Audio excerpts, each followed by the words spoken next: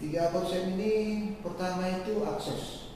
Alhamdulillah ya, di tahun ini dengan upaya kita bersama, Ya. ini di tahun ini kita akan membangun jalan lingkar dalam rangka mempermudah akses menuju alokasi Danau Bungara, terutama lokasi objek wisata yang dikelola oleh Adinda Warha. Ya. Ini akses. Apapun ceritanya, akses ini merupakan hal yang paling prioritas. Betul Pak. Gimana orang mau datang kalau Ya, jalannya rusak gitu ya, kan? jadi akses. Jadi kita coba perlahan-lahan. Nah yang kedua, untuk pengembangan pariwisata ini, yang kedua itu tuh atraksi. Atraksi ini bisa seperti permainan, bisa di situ atraksi seni budaya lokal. Nah ini saya sudah sampaikan sama Warha, coba ini bisa dimaksimalkan. Artinya ini rutinitas. Nah, contoh sepertinya tidak usah seperti yang berat-berat. Ada kegiatan menyambut tamu yang datang dengan mempergunakan kearifan lokal, budaya lokal bagaimana? Ini untuk di atraksinya. Sudah ada, alhamdulillah kita sudah ada dua bungki ya. Nah, ini mungkin bisa ditambah. Sekarang udah ada tambahnya Pak? Alhamdulillah. Sudah ditambah. Sudah. Jadi perahu bebek dayung.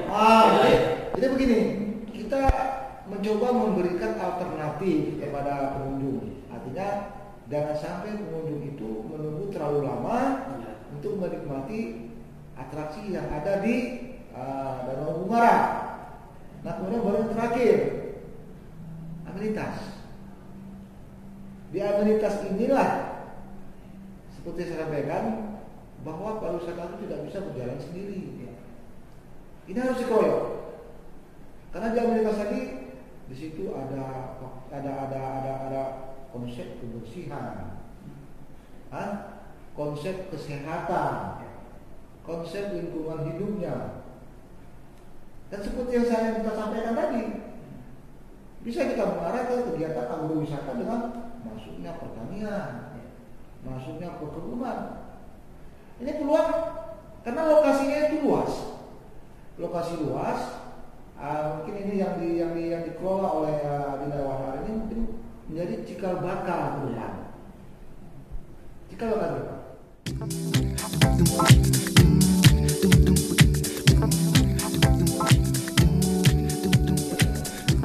Kita buat tulisan dan segala macam tulisan.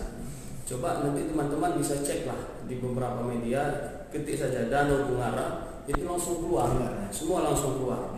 Beberapa tulisan kita sendiri juga ada. Artinya bukan kita hanya membanggakan Danau Bungara. Saya pribadi, ketika saya berjalan mengunjungi Pulau Banyak Pak, saya tulis tentang Pulau Banyak.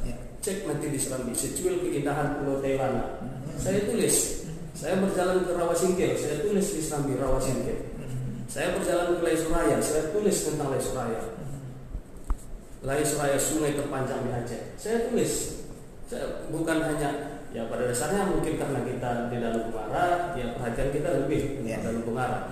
Artinya kita mempunyai harapan bagaimana pariwisata Aceh Singkil ini bisa dikembang, bisa dikemas, dan bisa menjadi suatu andalan lah bagi kabupaten. Kalau kita berbicara Gayo, tentu dalam ingatan kita di sana ada kopi dan budayanya.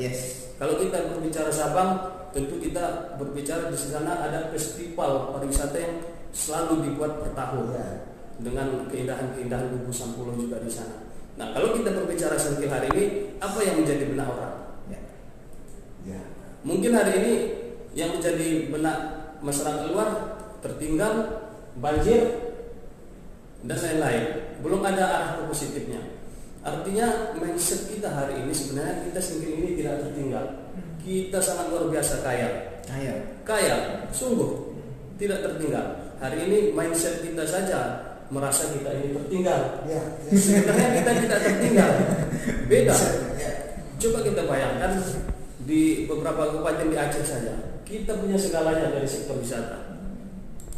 Ya, mulai dari laut saya katakan tadi, rawa, danau, sungai, air terjun, semua ada Pak. Ya betul, betul, betul. Tinggal bagaimana kita membuat potensi ini.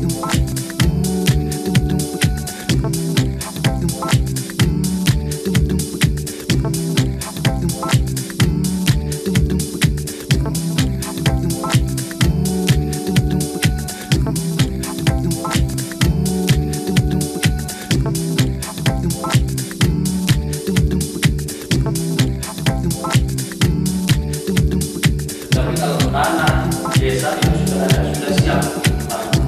Tinggal hari ini pemerintah daerah.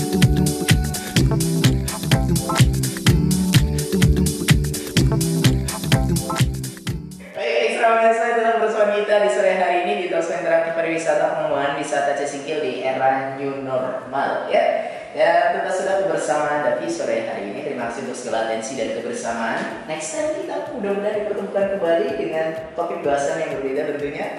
Dan kami pamit, assalamualaikum warahmatullahi wabarakatuh. Selamat sore dan sampai jumpa.